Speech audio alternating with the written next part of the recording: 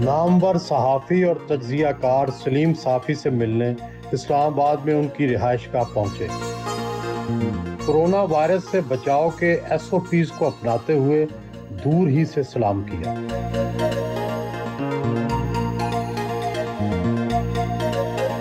जूते उतार कर घर में दाखिल होते हैं।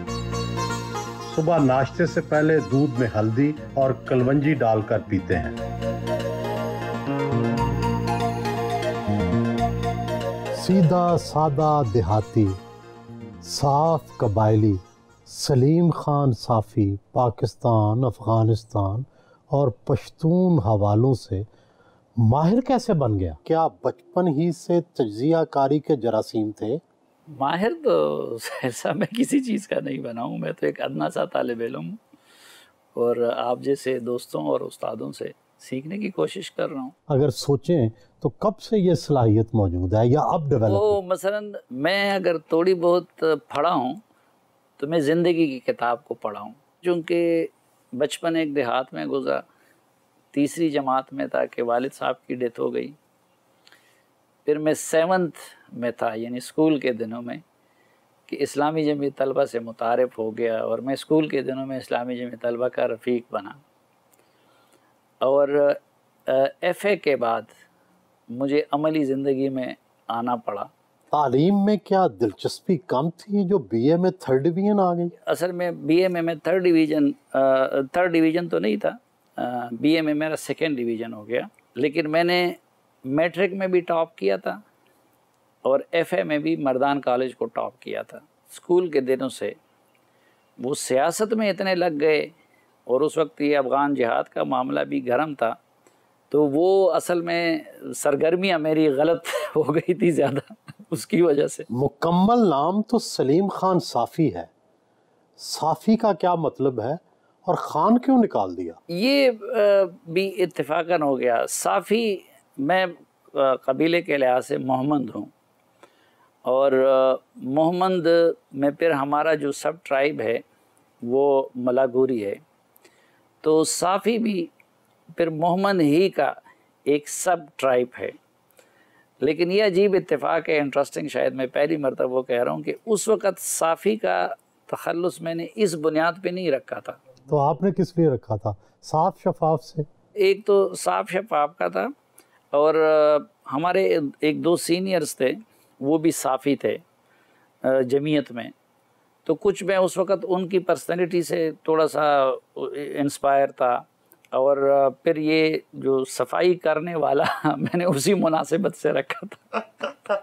अफ़गान जहाद में भरपूर हिस्सा लिया, तालिबान की कैद में भी रहे, जज्बा क्या था और फिर इससे ताइब क्यों हुए? पहली फ़िक्र जिसने मुझे मुतासिर किया, स्कूल के दिनों में हमारे एक उस्ताद थे जो कारी किफ़ायतुल्लाह साहब, जो हमें कुरान मजीद की वो सिखाते थे। उन्होंने मौलाना मौदूदी का लिटरेचर और ये चीज़ें दी और ये पढ़ने वढ़ने का शौक़ तो मुझे उस वक़्त से था।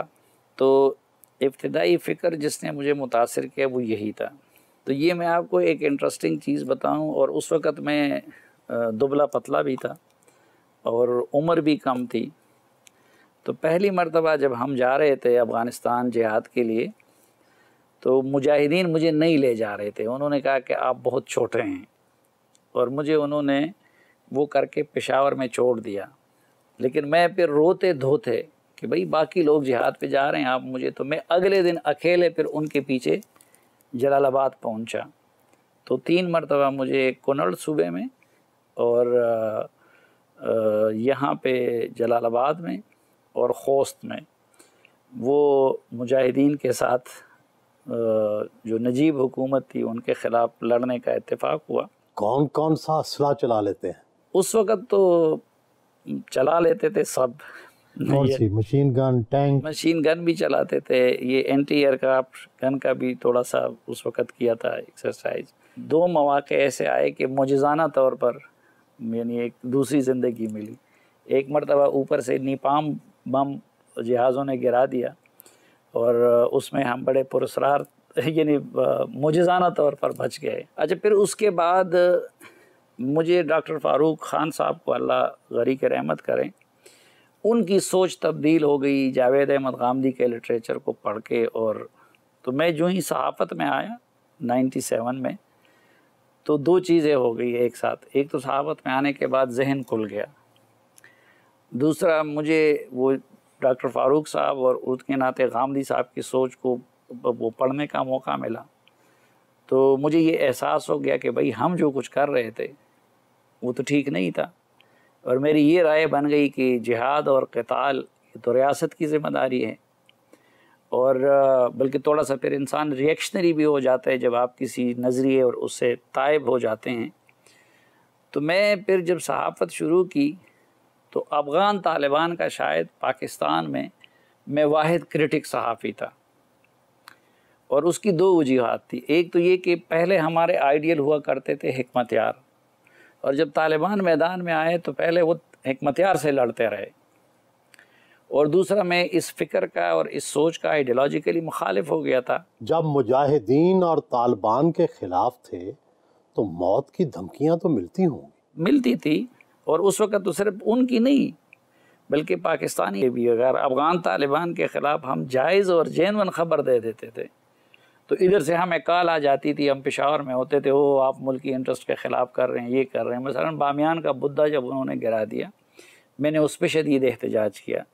फिर लोगों से जबरन दाड़ियाँ रखवाने पे, इस पे मैं शदीद एहतजाज करता था लोगों से।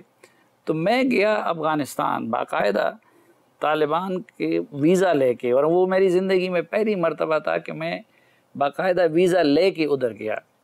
और अहमद शाह मसूद और इन लोगों के साथ मेरा मिलने का प्रोग्राम था उधर पंशेर वग़ैरह में।